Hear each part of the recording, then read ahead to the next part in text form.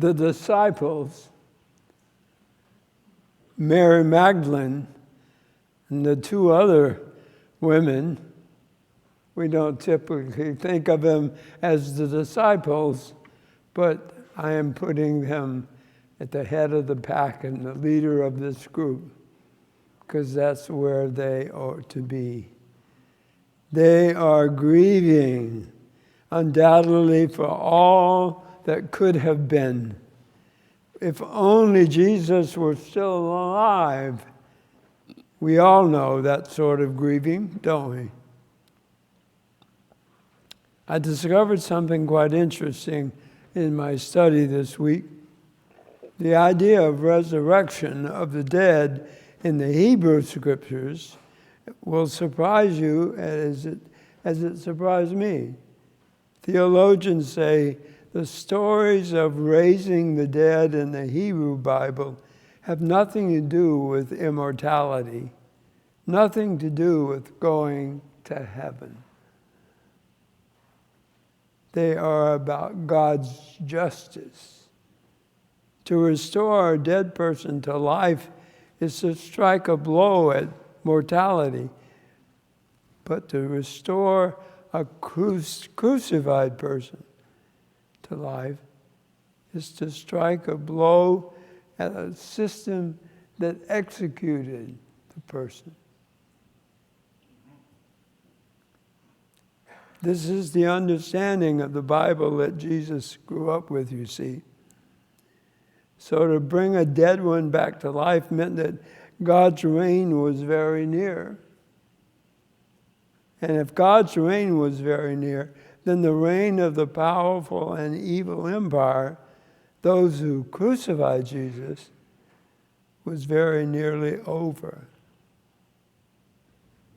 Well, that was true then. It's in current contemporary times.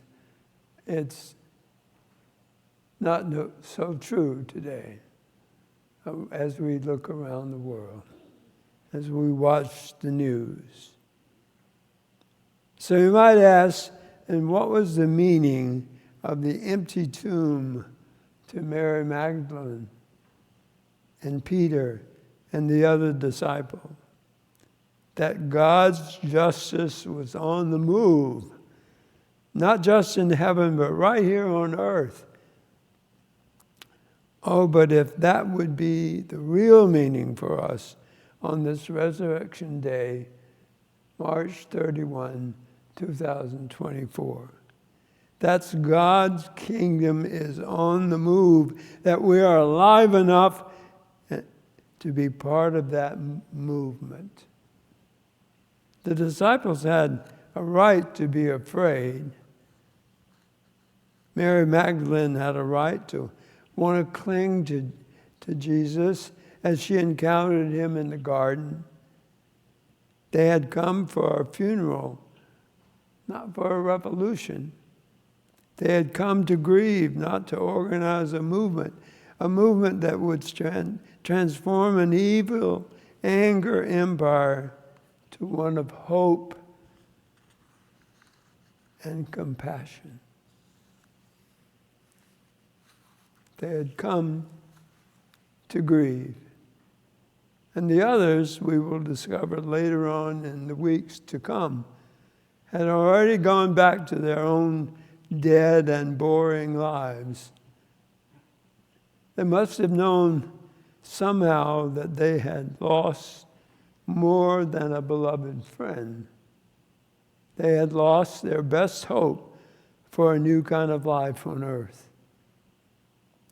But now that Jesus is dead, and even worse, the body is missing from the tomb, their lives have been less meaning, their future less hopeful. His death diminishes their own lives. Why? Because when Jesus was alive, they could imagine a world where children had enough to eat, where sick people got well, where old people didn't have to worry about who would care for them, When Jesus spoke, you could imagine a world in which women were worth talking to and listening to. That lepers could throw away their warning bells, and people living in the middle of nowhere could find themselves at a picnic with 5,000 people with baskets of food left over. Where children were loved and welcomed and not abused, and peace and love would reign over all. The disciples and people of a ruthless Roman Empire lived in a world that was, and I quote, bent on crushing the human spirit in the pursuit of control. We don't have to work too hard to imagine that the cries of the people of Jesus' day lie just below the surface of some of the major currents in our own culture and world. Oh, my friends, to imagine a world where individuals, neighborhoods, even nations cease settling their differences through violence. Yet the thirst for more guns, for more powerful guns and bombs, and the daily threat of horrific weaponry being used.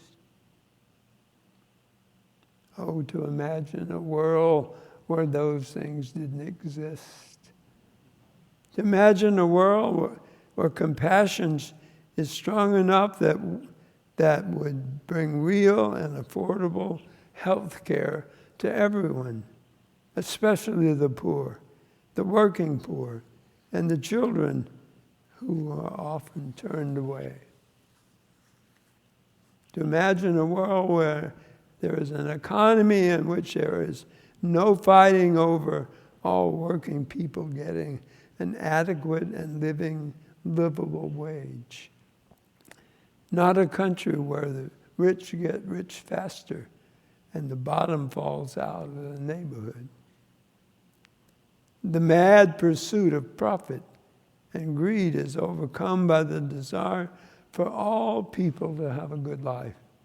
Imagine a world where being a spiritual friend is more important than having our individual freedom to do as we choose.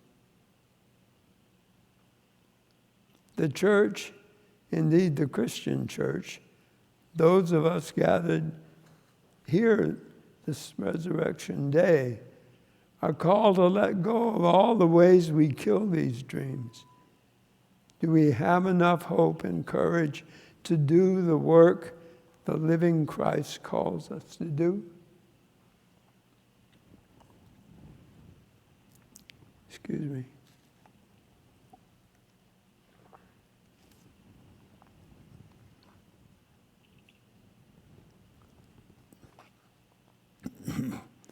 The one the disciples loved and followed is dead. Worse than that, his body is gone. They were coming to mourn their dead hope. They were there to grieve their lost future, to lay to rest their dead vision of the way life could have been. So Mary Magdalene came and found the tomb open and empty. She ran and found Peter and some of the other disciples, and they came and explored the empty tomb. And the male disciples, the men, went home again. But Mary lingered a while. I wonder if Mary Magdalene knew something different and unusual was about to happen to her and the world. And she was right. And then he speaks her name, Mary. and she knows him. She's awakened from her grief. She's awakened from her own dead life to the possibility of something different happening after all. And like any of us, she apparently reaches out to touch him, and Jesus said, "Do not hold on to me, because I have not yet ascended."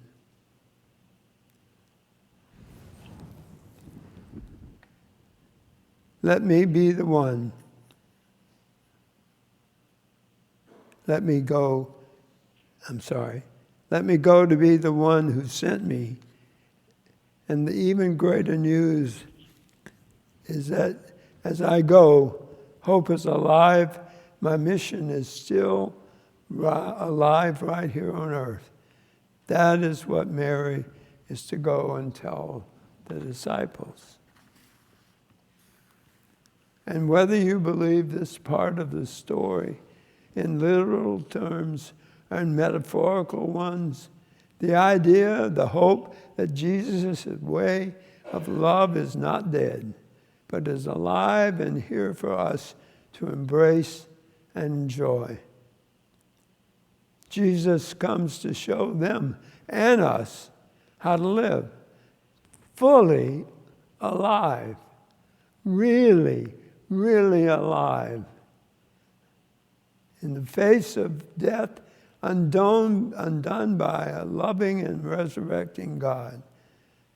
For Jesus to complete the example of love and forgiveness he showed even on the cross, he had to appear again to the disciples who had betrayed him, to show them and us the power, the immense power of his forgiving love.